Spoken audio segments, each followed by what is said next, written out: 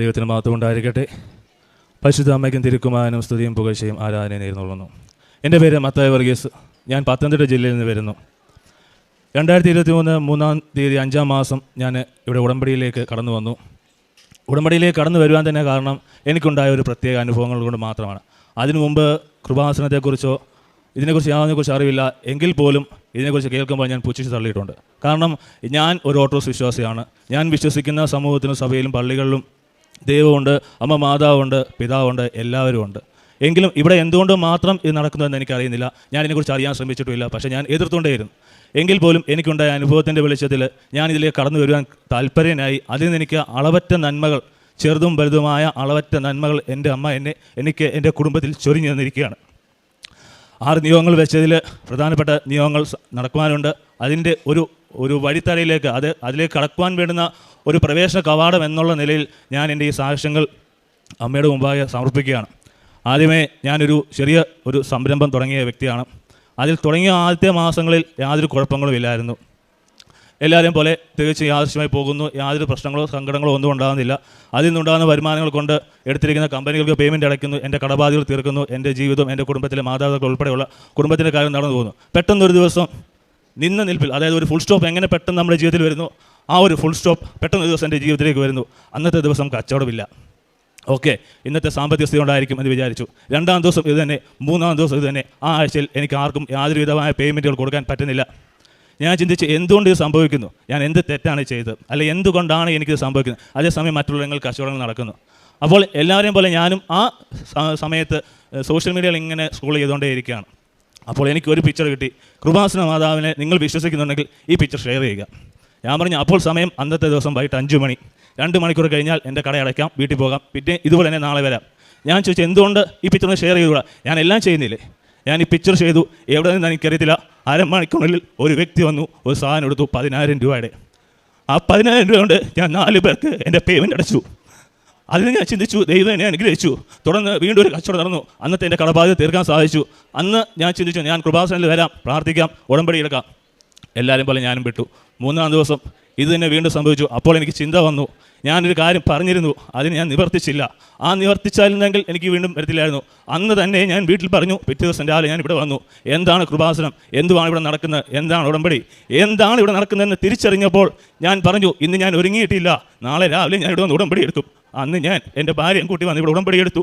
അന്നു മുതൽ ഇന്ന് വരെ എനിക്ക് പ്രശ്നങ്ങളുണ്ട്, ഇല്ലെന്ന് ഞാൻ പറഞ്ഞില്ല. എങ്കിലും വലിയ പ്രശ്നങ്ങളിൽ നിന്ന് എന്നെ ലഘൂകരിച്ച് നീ ദൈവത്തിൻ്റെ പുത്രനാണ്, ദൈവത്തിൻ്റെ മക്കളാണ് എന്നുള്ള തിരിച്ചറിവിൽ മുമ്പോട്ട് പോയി പ്രശ്നങ്ങളിൽ നിന്നെല്ലാം ഒരു ചെറിയ മാറ്റങ്ങളുടെ ഇപ്പം വലിയ അനുഗ്രഹങ്ങൾ എനിക്കുണ്ടായി. ഇന്നീ നിമിഷം വരെ ഒരു രൂപ ലഭിക്കാതെ ഞാൻ എൻ്റെ കടയിൽ നിന്ന് വീട്ടിൽ പോയിട്ടില്ല.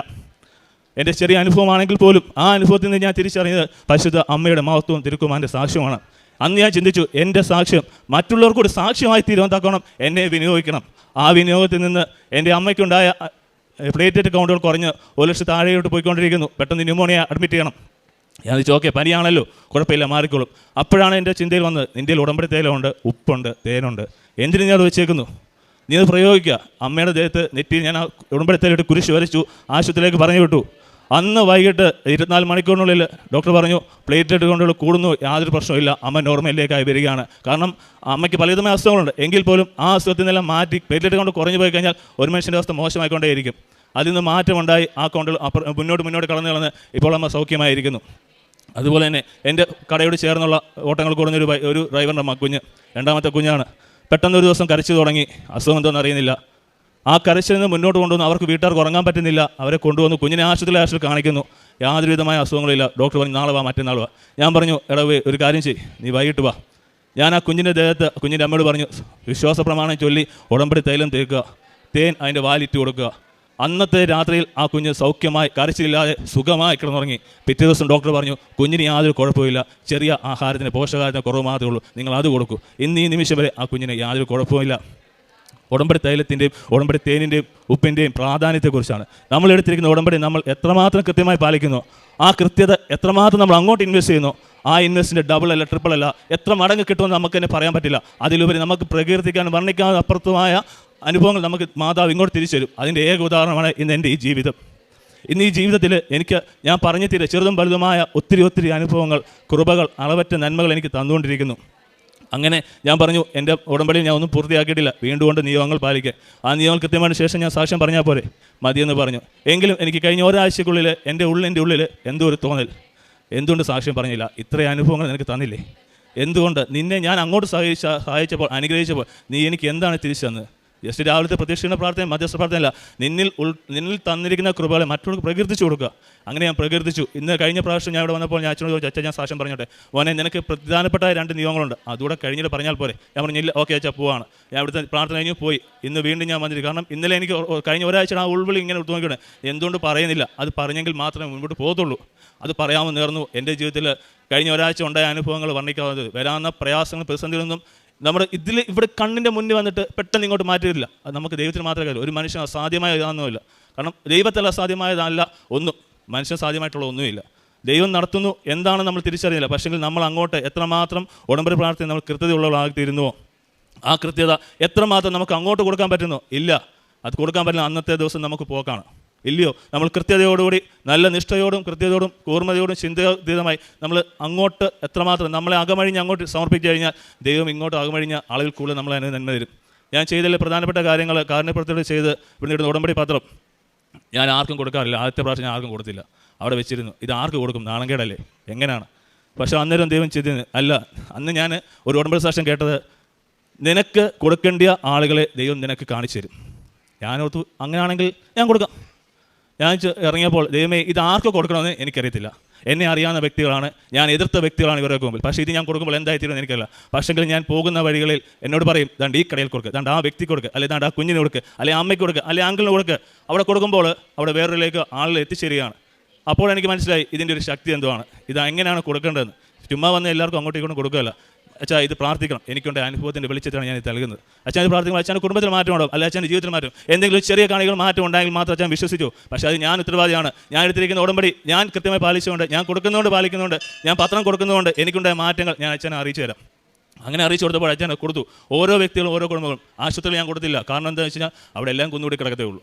അതേസമയം ഓരോ വ്യക്തികളുടെ ഇടയിൽ കൊടുക്കുമ്പോൾ അത് അവർ പ്രാർത്ഥിക്കും, അവർ വിനിയോഗിക്കും, അവർ ചിന്തിക്കും, അവർ അടുത്ത ആൾക്ക് കൊടുക്കപ്പെടും. പിന്നീട് ഞങ്ങൾക്ക് ചെയ്ത് ആശുപത്രിയിൽ ഫുഡ് കൊടുത്തു, വസ്ത്രവിതരണം ചെയ്തുകൊണ്ട്. പിന്നെ അറിയാവുന്ന ആൾക്ക് എന്നെ കൊണ്ട് കഴിയുന്നത്, ചിലപ്പോൾ ഒരാൾ ഭിക്ഷ അയച്ചു, ഞാൻ പറഞ്ഞ പൈസ ഞാൻ തരത്തില്ല, അച്ഛൻ ആഹാരം വേണോ അല്ലെങ്കിൽ മരുന്ന് വാങ്ങിക്കണം, ഞാൻ കൊടുക്കാം. കാരണം അച്ഛൻ ഇത് എവിടെ കൊണ്ട് കൊടുക്കും എനിക്കറിയത്തില്ല. അതുകൊണ്ട് അച്ഛൻ ഞാൻ ഒരു നേരത്തെ ആഹാരം വാങ്ങിച്ചത് മതി മോനെ, എനിക്ക് അതിലപ്പുറത്ത് വേറെ ഒന്നും വേണ്ട. എങ്ങനെ ഞാൻ ഒരു വ്യക്തിയോട് എനിക്ക് ആഹാരം വാങ്ങിച്ചത് ചോദിക്കാൻ അറിയാൻ വയ്യത്തോണ്ട് മാത്രമാണ് ഞാൻ ഭിക്ഷ എടുക്കുന്നത്. അല്ലെങ്കിൽ എനിക്കിത് വേണമെന്ന് പറയാൻ പറ്റത്തില്ലല്ലോ. അങ്ങനെ ഞാൻ ഓരോ വ്യക്തികൾക്ക് ചെറുതും വലുതുമായി വലിയ കാര്യങ്ങളൊന്നും ഞാൻ ചെയ്തിട്ടില്ല, എങ്കിലും ചെറിയ ചെറിയ കാര്യങ്ങൾ ചെയ്തു കൊടുക്കുമ്പോൾ അവിടെ എനിക്ക് അടുത്ത സ്ഥലത്ത് ദൈവം എനിക്ക് അല്ലെങ്കിൽ മാതാവ് എനിക്ക് വേറൊരു കാര്യങ്ങൾ ഒരുക്കി തരികയാണ്. ഇന്ന് 10 കൊടുത്തെങ്കിൽ ദൈവം അപ്പുറത്ത് 100 എനിക്ക് ഒരുക്കി തരും. എവിടെ കൊടുക്കുന്നോ അവിടെ ദൈവം തരും, എവിടെ നമ്മൾ കൊടുക്കാതിരിക്കുന്നോ അവിടെ ദൈവം നമ്മളെ തടയപ്പെടും. ദൈവം നമ്മളെ എങ്ങനെ കരുതുന്നു, നമ്മൾ ദൈവത്തെ എങ്ങനെ കരുതുന്നു, അതുപോലെ നമ്മൾ തിരിച്ച് ദൈവത്തെ കരുതിയാൽ തീർച്ചയായിട്ടും നമ്മളെടുത്ത് ഉടമ്പടിക്ക് ഒരു അർത്ഥമുണ്ടാകും, അതിന് ഫലമുണ്ടാകും. അതിലുപരി ഞാൻ ചെയ്ത ഒരു കാര്യം, എല്ലാ വ്യക്തികളോടും നിരപ്പാകുക. ഞാൻ ഒരു ഓർത്തഡോക്സ് വിശ്വാസിയാണ്. എല്ലാ ദിവസവും പള്ളിയിൽ പോകാനോ എല്ലാ ദിവസവും ആരാധന സംബന്ധിക്കാൻ ഞങ്ങൾക്ക് പറ്റില്ല. ശനി അല്ലെങ്കിൽ ഞായറാഴ്ച. പിന്നെ കുമ്പസാരം, എല്ലാ ദിവസവും കുമ്പസാരിക്കാൻ പോയി ചോദിക്കും ഇവൻ വലിയ പുണ്യവാനായിരുന്നു. ഞാനതുകൊണ്ട് അച്ഛൻ എനിക്കൊന്ന് കുമ്പസാരിക്കണം. ഓക്കെ, നീ കുമ്പസാരിച്ചു. 2ാമത്തെ പേര് തന്നെ ഇന്ന് വേണോ? ഞാൻ പറഞ്ഞു വേണ്ട. അന്ന് ഞാൻ തീരുമാനിച്ചു, എൻ്റെ ആരാധനക്രമത്തിൽ ലാസ്റ്റിൽ വിശുദ്ധ കുമ്പസാരത്തെക്കുറിച്ചുള്ള നീണ്ട ഒരു കാര്യങ്ങളുണ്ട്, അതെങ്ങനെ നിവർത്തിക്കണം, അതിന് പ്രാർത്ഥനകളുണ്ട്. എല്ലാ ഞായറാഴ്ചയും പള്ളിയിൽ പോകുന്നതിന് മുമ്പ് ഞാൻ ഒരു ആത്മായ ശുശ്രൂഷകൻ കൂടിയാണ്. പള്ളിയിൽ പ്രവേശിക്കുന്നതിന് മുമ്പ്, ആ മദ്വാലയം ഞാൻ ശുശ്രൂഷ ചെയ്യുന്നതിന് തൊട്ട് മുമ്പ് ഞാൻ ചെല്ലും. പ്രാർത്ഥിച്ച് കഴിഞ്ഞിട്ട് ഞാൻ ആദ്യം ചെയ്യുന്ന വിശുദ്ധ കുമ്പസാരത്തെക്കുറിച്ച് അവിടെ 5 മിനിറ്റ് ഞാൻ ധ്യാനിക്കും. ഇതാണ് കുമ്പസാരം. എൻ്റെ പാപങ്ങൾ ഞാൻ നേരിട്ട് ദൈവത്തോട് സമർപ്പിക്കുമ്പോൾ, അതിന് ഇടനിൽക്കാനില്ലാതെ സമർപ്പിച്ച് കഴിയുമ്പോൾ എന്തെന്നില്ലാത്തൊരു ആഹ്ലാദം, എന്തൊന്നുമില്ലാത്തൊരു അനുഭവം. ആ വിശുദ്ധ കുർബാനയിൽ ആരാധന സംഭവിക്കുമ്പോൾ നമ്മളല്ലാതായി തീരുകയാണ്. ദൈവത്തോട് ലയിക്കുമ്പോൾ, തിരിച്ചിറങ്ങുമ്പോൾ എന്തെന്നില്ലാത്തൊരു അനുഭവം നമ്മുടെ ഉള്ളിലേക്ക്. ആ ആഴ്ച അതും മതി, വേറെ ഒന്നും വേണ്ട. ആ ആഴ്ചയിൽ നമ്മൾ വിശുദ്ധ കുർബാനയിൽ ആരാധന സംബന്ധിച്ചിട്ടുണ്ടെങ്കിൽ അന്നത്തെ ദിവസമല്ല, ആ ഒരാഴ്ച മുഴുവൻ നമുക്കതിൻ്റെ അനുഭവങ്ങൾ ഇങ്ങനെ, വികരണങ്ങൾ ഇങ്ങനെ നമ്മുടെ ജീവിതത്തിൽ, ശരീരത്തിൽ, ആത്മാവിൽ എല്ലാവരും ഇടപെടുമ്പോൾ ആ ഒരു സന്തോഷം നമുക്കുണ്ട്. അതേസമയം അന്ന് നമ്മൾ തികച്ചും മോശമായിട്ടാണോ ആ ഒരാഴ്ച പോയി, പിന്നെ നമ്മൾ നോക്കരുത്. എങ്കിൽ അന്ന് പശ്ചാത്തപിച്ചു, പിറ്റേ ദിവസം പശ്ചാത്തപിച്ചു. അന്ന് പശ്ചാത്തപിച്ചെങ്കിൽ അതിനേക്കാൾ ഉപരിയായിട്ട് നന്മകൾ നമുക്ക് നൽകുന്നുണ്ട്. ഓരോ കാര്യങ്ങളും, ചെറിയും വലുതുമായ എല്ലാ കാര്യങ്ങളും അമ്മ മാതാവിനിൽ കൂടെ തിരുക്കുവാൻ സാധിച്ചു തന്നു. അതിലുപരിയായിട്ട് ഇതിനകത്ത് ഞാൻ വന്നതിന് ശേഷം എനിക്കുണ്ടായ അനുഭവം എന്ന് പറഞ്ഞാൽ, എൻ്റെ പിതാവും അവർ സഹോദരങ്ങൾ കൂടി ഒരു പ്രത്യേക സ്ഥാപനം തുടങ്ങി. ആ സ്ഥാപനം 10 വർഷം ഓടി. 10 വർഷം കഴിഞ്ഞപ്പോൾ അവർ തമ്മിലുള്ള സ്വരച്ചേർച്ചയിൽ അങ്ങോട്ടും ഇങ്ങോട്ടും അടിയായി, ബഹളമായി, പോലീസ് കേസായി, ദുഷ്പ്രചരണങ്ങളായി. ആ വിഷയങ്ങൾ മൂത്തപ്പോൾ ഞാൻ ഇതൊന്നും അറിയില്ല. അന്നത്തെ ദിവസം ഞാനൊരു മാർക്കറ്റിംഗ് ജോലി ചെയ്തുകൊണ്ടിരുന്ന വ്യക്തിയാണ്. ഞാൻ രാവിലെ ജോലിക്ക് പോകുന്നു, വൈകിട്ട് രാത്രിയിലാണ് തിരിച്ച്. ഇതൊന്നും അറിയുന്നില്ല. ഒരു ദിവസമാണ് അറിയുന്നത് ഇങ്ങനെ ഒരു സംഭവം ഉണ്ടായി. ഞാൻ പറഞ്ഞു അത് വിട്ടേക്ക്, നമുക്ക് വേണ്ട, കിട്ടത്തില്ല എങ്കിൽ വേണ്ട, വിട്ടേക്ക്. അപ്പോൾ എൻ്റെ അപ്പം പറഞ്ഞത്, നിൻ്റെ പെങ്ങൾക്ക് വയ്യാതെ കിടന്നപ്പോൾ പോലും കഷ്ടപ്പെട്ടുണ്ടാക്കിയ ഒരു മുതലാണ് മോനെ അത് നഷ്ടപ്പെട്ട് കഴിഞ്ഞാൽ അത് ഉണ്ടാക്കിയവനറിയത്തുള്ള എൻ്റെ വേദന. ഞാൻ പറഞ്ഞു കിട്ടത്തില്ലാത്തത് വേണ്ട, നമുക്ക് വേണ്ട. അപ്പോൾ ഞാനിവിടെ എൻ്റെ ബിസിനസ്സിൻ്റെ ആവശ്യമായിട്ടാണ് ഞാൻ ഇവിടെ വരാൻ കാര്യം. ആ വരവിലൂടെ ഞാൻ എൻ്റെ നിയോഗത്തിന് ലാസ്റ്റ് എഴുതി വെച്ചു, ഈ സ്ഥാപനത്തിൽ നിന്ന് എന്താണ് കർത്താവ് അല്ലെങ്കിൽ ദൈവമാതാവ് നിയോഗിക്കുന്നത് അതെനിക്ക് സംഭവിച്ചിരിക്കണം. അന്ന് വരെ എന്തെങ്കിലും ഒരു കാര്യം സംസാരിക്കാൻ ചെന്ന് കഴിഞ്ഞാൽ സഹോദരൻ തമ്മിൽ അടിയൊഴികെ ബാക്കിയെല്ലാം നടന്നു കഴിയും. എവിടെ നിന്നോ എന്ന് എനിക്കറിയില്ല. അവിടെ നിന്ന് ഒരാൾ പറഞ്ഞു, നിങ്ങൾ സഹോദരങ്ങളാണ്, നിങ്ങൾ തമ്മിൽ സംസാരിക്കണം, നിങ്ങൾ തമ്മിൽ വിട്ടുവീഴ്ച ചെയ്യണം. അന്ന് നിയോഗ പ്രാർത്ഥന ഞാൻ പ്രത്യേകമായിട്ട് എടുത്ത് വെച്ച പ്രാർത്ഥന ഒന്നിതായിരുന്നു. 30ാമത്തെ ദിവസത്തിനുള്ളിൽ ഞാൻ പറഞ്ഞു എനിക്ക് ഒന്നും വേണ്ട, ഇവിടെ സന്തോഷമായിട്ട് പിരിഞ്ഞു പോവുക, ഇല്ലെങ്കിൽ സമാധാനം വെച്ച് മാറിപ്പോവുക. ദൈവം 30ാമത്തെ ദിവസത്തിനുള്ളിൽ ഒരു വ്യക്തി അവിടെ നിന്ന് ഉപയോഗിച്ചു. ആ വ്യക്തി കാരണം ആ സ്ഥാപനത്തിൽ നിന്ന് എല്ലാവർക്കും വേണ്ടുന്ന കോമ്പൻസേഷൻ കൊടുത്ത് പരസ്പരം കൈ കൊടുത്ത് അങ്ങോട്ടും ഇങ്ങോട്ടും പിരിഞ്ഞു. നിനക്ക് നിൻ്റെ വഴി, എനിക്ക് എൻ്റെ വഴി, അവർക്ക് അവരുടെ വഴി. കാരണം ഇനി അവിടെ ഒരു അടി ഉണ്ടാവില്ല. സമൂഹത്തിന് മുമ്പിൽ നാണം കെട്ട് എത്രയും തലമുറ ഇന്ന് നീ ഇന്നടത്തെ അല്ലേന്ന് പറയുമ്പോൾ ഇന്ന അടി ഉണ്ടായതല്ലേന്ന് ചോദിക്കുന്നത്. ഇന്ന് അതിനുശേഷം ഈ നിമിഷം വരെ എന്തുകൊണ്ട് ഇത് സംഭവിച്ചു? ഞങ്ങൾ ആരും ചിന്തിച്ചിരുന്നില്ല ഇതിങ്ങനെ വഴിത്തിരിവിലേക്ക് എത്തുന്നത്. കാരണം അതുപോലത്തെ പോലീസ് കേസുകളായിരുന്നു വന്ന് കയറിക്കൊണ്ടിരുന്നത്. ഇതെങ്ങനെ ഊരിപ്പോകുന്നു എനിക്ക് അറിയില്ല, എൻ്റെ വീട്ടുകാർക്ക് അറിയില്ല. ഞാൻ പറഞ്ഞു യോഗപ്രാർത്ഥന ഞാൻ വെച്ചിട്ടുണ്ട്, പക്ഷേ ഇന്ന് വരെ ആരും തിരിച്ചറിഞ്ഞിട്ടില്ല, ആരും ഞാൻ പറയാനും പോയിട്ടില്ല. കാരണം ദൈവവും ഞാനുമായിട്ടുള്ള ഇടപാടുകൾ അങ്ങനെ തന്നെ ഇരിക്കട്ടെ. അത് മറ്റുള്ളവർ മുമ്പ് ഇങ്ങനെ സാക്ഷ്യത്തിൽ കൂടി മാത്രം അതൊരു സാക്ഷ്യമായി തീരുവാൻ തക്കവണ്ണം മാത്രമായി അറിഞ്ഞാൽ മതി എന്നുള്ള കാഴ്ചപ്പാടിൽ ഞാൻ ഇനി സാക്ഷി ഉടർപ്പിക്കും. അതുകൊണ്ട് ആ കിട്ടിയ തുകയിൽ വേറെ സ്ഥലമാക്കുകയും അവിടെ ഒരു സ്ഥാപനം കെട്ടിപ്പടുത്തുവാൻ അതിൻ്റെ പില്ലർ വരെ ആയിത്തീർന്നിരിക്കുകയാണ് ഈ സമയം. അതിന് ദൈവത്തെ അളവറ്റ നന്മകളെ ഞാൻ സ്തുതിക്കുന്നു, സ്തോത്രം ചെയ്യുന്നു.